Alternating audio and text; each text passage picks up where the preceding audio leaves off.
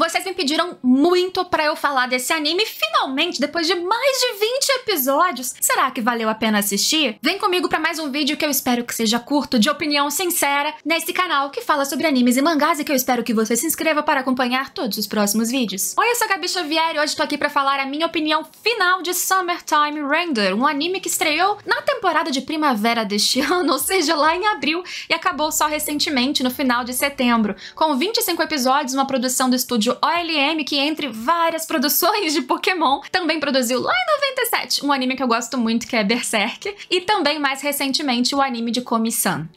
Então, essa é uma história da demografia shonen baseada em um mangá que eu não conhecia, ou seja, eu não li antes disso tudo começar, e que traz um quê muito grande de suspense, viagem temporal, uma dinâmica que no gatilho pelo menos me lembra bastante o que passa o protagonista de Re:Zero, que é outra história que mais recentemente eu me apaixonei, e eu sou a fã de viagens temporais. Na dinâmica dos protagonistas ou dos amigos eu lembro um pouquinho também de Orange, que é um universo bem assim diferente desse, mas tem algumas situações de amizade, contextos de romance que me lembram um pouquinho como acontecia neste outro anime, e novamente é uma temática que me pega pra caramba. Eu fiz as primeiras impressões desse anime lá no começo, logo depois de uma grande virada no primeiro terço do anime, eu acredito, se eu não estou enganada, e isso foi interessante, porque veja bem, naquele primeiro terço, nos primeiros episódios, nós já tivemos um grande ápice que não era o ápice do anime.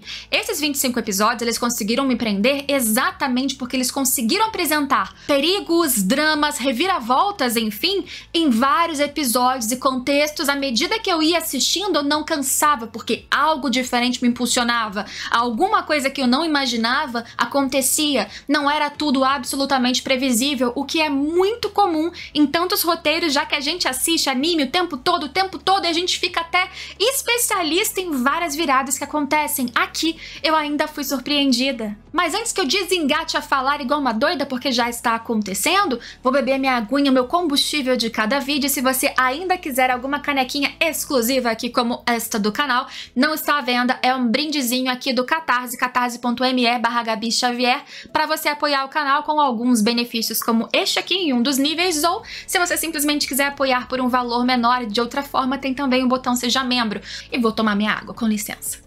Aqui embaixo tem link pra minha loja também, tá? Que tem camisetas, estampas de animes e mangás, coisas maravilhosas. Eu tenho certeza que você vai curtir depois. Vem cá, você tá perdido porque você caiu neste vídeo e não sabe nem do que é essa história? Não viu meu vídeo sem muitos spoilers lá no começo? Então, essa é uma história de um garoto chamado Ajiro Shinpei, que ele cresceu numa ilha de Wakayama, tinha amigos lá, umas meninas que ele era mais próximo porque cresceu junto com elas, especialmente após a morte dos seus pais num acidente, e ele está retornando para essa ilha depois de ter saído dela pra se virar e buscar outras experiências em Tóquio, e o motivo dele retornar neste primeiro episódio é bem triste. O Shio, a menina de quem ele era mais próximo, de quem ele gostava, isso fica bem claro desde o começo, ela acabou de falecer e ele tá indo pro enterro dela. Só que a morte dessa menina, como ele descobre logo que ele chega nessa ilha, acaba envolvendo vários mistérios e algumas lendas, histórias misteriosas que envolvem exatamente aquela ilha e aqueles moradores há muitos anos, centenas de anos. Há uma história de que sombras tomam o lugar de alguns dos moradores, e sombra, a cópia e a pessoa original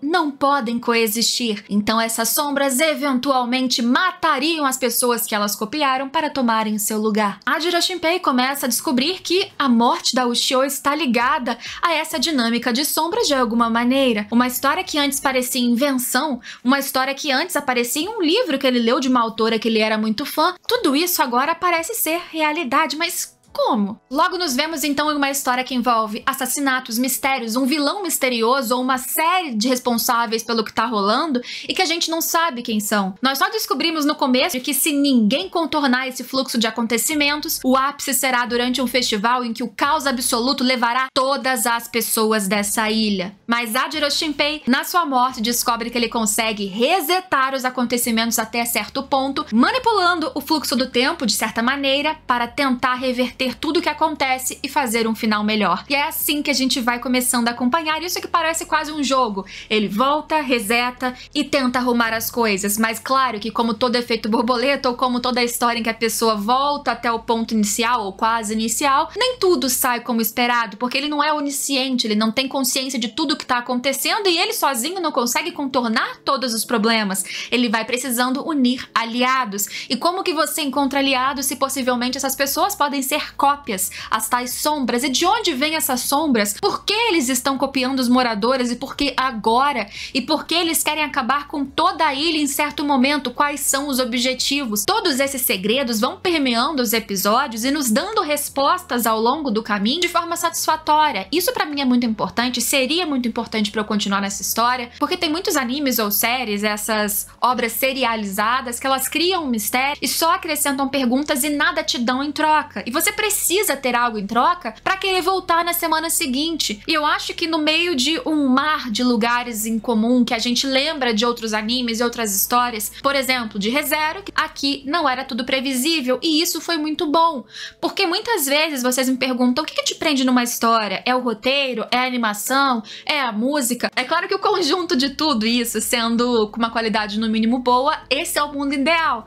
Mas se você me perguntar qual destes fatores mais me chama a atenção, sem dúvidas é a história, e foi a história que me prendeu aqui. Nós temos alguns planos de cenários ou enquadramentos que são bonitos, sim, isso eu não posso negar. A trilha sonora é boa, esse é um ponto positivo pra mim. Temos algumas sequências de ação, porque é uma história que envolve momentos de luta, de sangue, de perseguição, então existe, principalmente nessa metade final, vários momentos de correria e sequências que se destacam, então há pontos altos e ápices interessantes, mas não foi isso que me agradou e não é por isso que eu recomendaria Summertime Render pra qualquer um. É pela história, é pelo mistério, são pelos personagens que no grupo principal eu acredito que eles são bem trabalhados, pelo menos aqueles que precisam ser. A Jiro Shinpei, ele é bem trabalhado, pelo menos em personalidade, dificuldade, ele não é o protagonista que é sensacional em tudo, ele tem um claro crescimento e aprendizado ao longo de cada um desses loops ou desses renascimentos que a gente vai acompanhando. É muito bom porque você não tá lidando com alguém que é unilateral,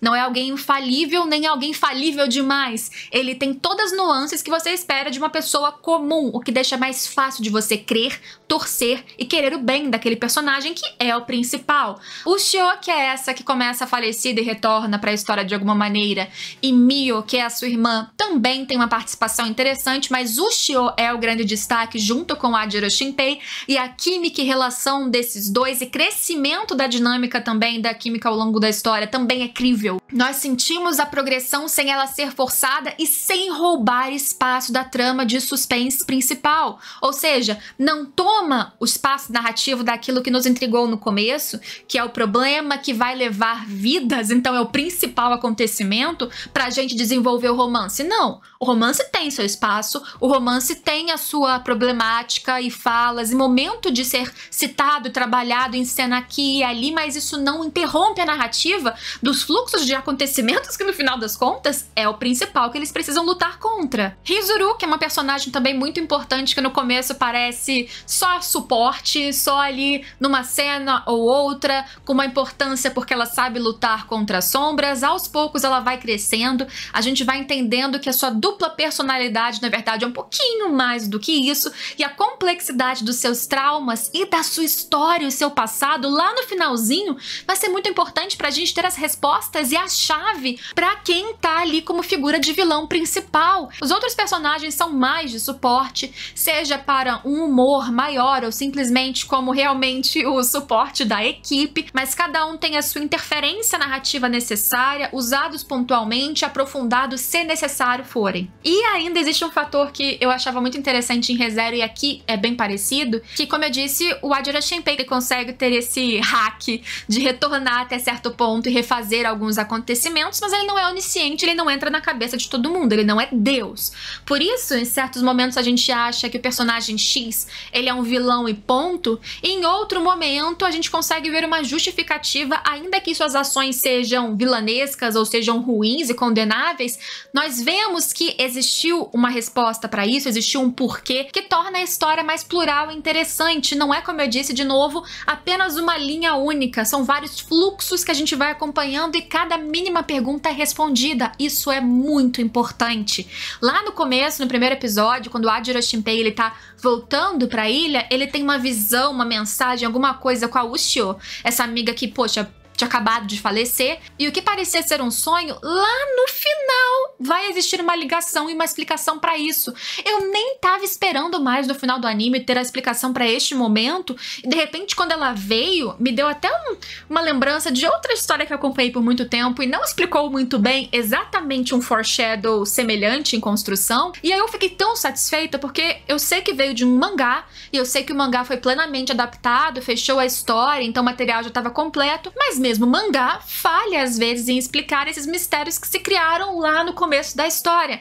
Aqui, a minha impressão é que já tinha tudo contornado, no mínimo nos macro problemas, para que no final não ficasse nenhuma brecha. Vou dizer que o caminho e as pequenas descobertas, as reviravoltas, a previsibilidade que não era tão grande assim, tudo que foi me surpreendendo é o que me cativou e me faria dizer para você que o caminho é mais divertido do que a reta final e o final em si, a conclusão. A conclusão é satisfatória, mas eu acho que dentro das imprevisibilidades, o final em si foi um pouquinho previsível, mas foi bom. Não foi algo que me deixou assim, nossa, fechou como chave de ouro, é uma obra-prima, mas foi satisfatório para eu não me arrepender nem um pouquinho de ter assistido tantos episódios por tantos meses. Mas eu acho que eles demoraram tanto tempo pra gente chegar em quem era o vilão e no final das contas trazer um plot twist dessas pessoas do final responsáveis por toda a calamidade que o Shinpei e seus amigos estavam tentando evitar, que quando vem as respostas e reviravoltas eu achei que foi um pouquinho corrido. Eu não sei se no mangá era tão corrido assim, mas como eles estão tratando de algo que pra mim também foi muito bom, que envolve não só um imaginário fictício, mas linguagens e elementos de divindades, religião, cultura, elementos que existem às vezes no lendário, no imaginário, tudo que transformava esses acontecimentos em algo mais palpável, principalmente pra quem vivencia a cultura disso no Japão, de repente no fim pareceu atropelado, simplório demais para algo que era tão grandiosamente construído, ainda aqui numa linguagem de shonen, porque é numa demografia para jovens, então não é uma história que vai ser imensamente profunda, mas era suficientemente complexa para o que eu tava esperando. Aí o fim eu achei que não foi tanto, eu achei que me pareceram algumas ligações de pontas, embora ligou sim, tudo, amarrou todas as linhas soltas, mas foi um pouquinho frouxo, sabe? E como esse foi um anime que eu assisti despretensiosamente, estou dando a minha opinião como espectadora comum, tal como vocês, não li mangá, não fiz análises, não fui atrás de subtextos, algumas coisas para espectadores comuns como eu passam um pouquinho desentendidas na minha visão, tá? Eu tive que fazer um esforcinho maior, que não era o que eu tava esperando ao assistir esse anime, para compreender cada um desses pontos finais que eu senti que foram um pouquinho corridos. Talvez seja uma influência da adaptação, porque eu sei que foram muitos capítulos para 25 episódios, mas sem conhecer o material original, esta foi a minha opinião. Indicaria pra vocês? Sim, se vocês gostam de histórias, como eu disse, que tem influências como desses dois que eu citei pra vocês, de Re:Zero, Orange ou várias outras histórias que mexem com linhas temporais, com suspense, monstros, mitologia, um grupo de amigos tentando experimentar uma forma de mudar os acontecimentos caóticos e essas tentativas infinitas, uma química que vai crescendo, um suspense, um perigo que vai sendo cada vez mais forte, algumas sensações de que consequências podem acontecer, não é uma história em que todos saem intocáveis, há alguma consequência, mas uma história de jovens. Se você gosta deste universo, esse é um bom exemplo para você passar um tempo, 25 episódios, história completa, o que eu acho sempre maravilhoso nesse mundo que a gente não tem tanto tempo de acompanhar histórias infinitas sempre. Esta é uma para você começar e terminar